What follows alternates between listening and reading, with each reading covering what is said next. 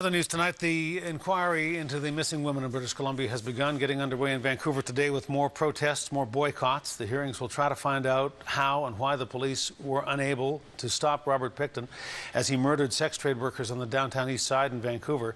The overriding fundamental question, though, as asked by the commissioner himself, are society's most vulnerable women treated the same way as anybody else? CTV's Cheryl Bloxham reports. The Missing Women Inquiry opens with a blessing by an elder from the Squamish First Nation, then a moment of silence, and a portrait of the women as remembered by their families. She loved animals, had a generous spirit and sense of fairness. The head of the inquiry outlining the goal to shed light on what went wrong during the police investigation into the disappearance and death of dozens of women in Vancouver's downtown east side, and how serial killer Robert Pickton was able to kill so many women. Is it acceptable that we allowed our most vulnerable to disappear, to be murdered? The question is upsetting. It challenges our fundamental values. Families of the victims say they have fought for years to finally hear exactly what happened to their loved ones. What we want and we like to see included with these other people and other groups is the truth.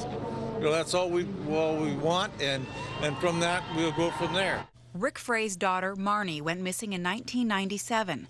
The Campbell River woman's remains were found 5 years later on Pickton's farm. That we will achieve what? Outside the inquiry, protests and demonstrations blocking traffic for several hours, and the withdrawal of more groups, 3 women's organizations because of funding issues. It's very difficult to support something that doesn't support the very individuals that this inquiry is about. And the Assembly of First Nations, withdrawing because it no longer has confidence the inquiry will bring justice. Over half of the families impacted are Aboriginal, yet less than half have formal representation of the Aboriginal families in the inquiry, and there's a deep imbalance as the other agencies, the police, etc., have full access to proper and formal legal support, and the families do not have that. Of the families who are represented, there's also a sense of anger and frustration.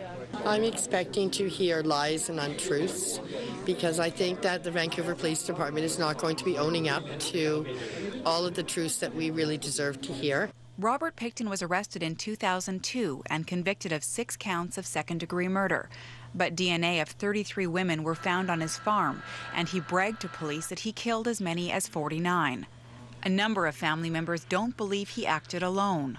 And that should be a concern of the public, that there's people that could participate in a crime like this and go free. Pickton was sentenced to life in prison with no chance of parole for at least 25 years. The inquiry resumes tomorrow. Cheryl Bloxham, CTV News.